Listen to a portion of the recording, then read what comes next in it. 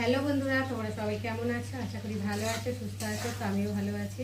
মৌসুমি official চ্যানেলে তোমাদের সবাইকে স্বাগত জানিয়ে আজকে আমি চলে এলাম রান্না নিয়ে। তো আজকে আমি কি রান্না করছি সেটা তোমাদের সাথে শেয়ার করব।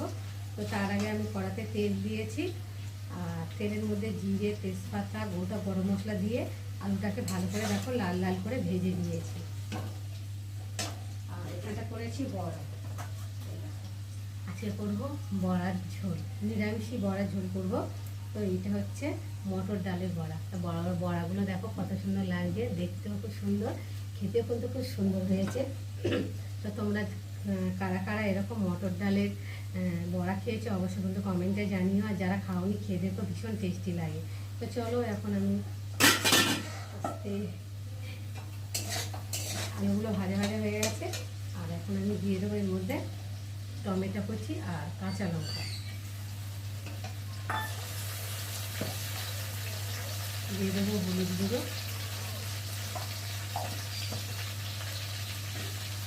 দিয়ে দেবো, আদা বাটা, জিরে বাটা।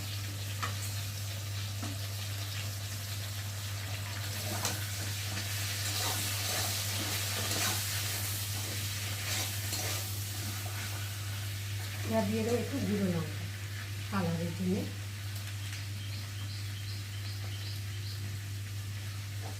দিয়ে এবার ভালো করে মশলাটা দিয়ে কষিয়ে নেব, যতক্ষণ একটা মশলার কাঁচা গন্ধ যাবে ততক্ষণ কষিয়ে নিতে হবে।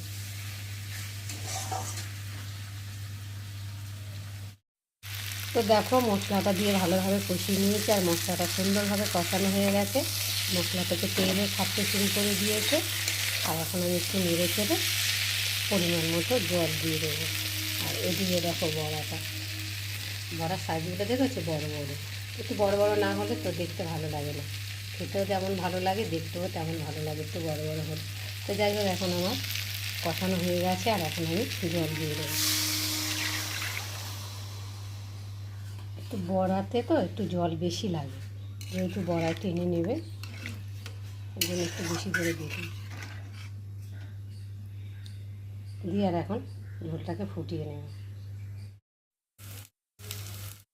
তো ঝোলের মধ্যে বড়াগুলোকে ঢেলে দিলাম, দিয়ে আর একটু ভালো করে নেড়ে দেব,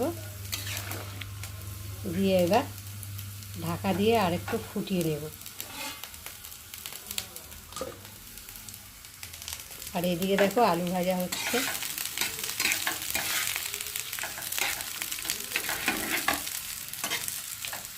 তো দেখো বড়াটা দিয়ে ঝোলটা ভালো করে ফুটিয়ে নিয়েছি, আর এবার আমি দিয়ে দেবো অল্প করে চিনি দিলে স্বাদটাও হয়, আর তরকারির কালারটা খুব সুন্দর হয়।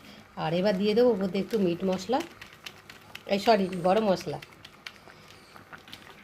দিয়ে একটু ভালো করে নেড়ে নেব।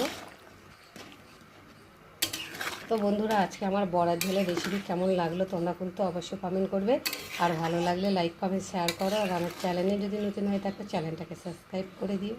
তো চলো, তো দেখো গরম মশলা আর একটু চিনি দিয়ে ভালো করে ফুটিয়ে নিয়েছি, আর এখন আমি নামিয়ে নেব।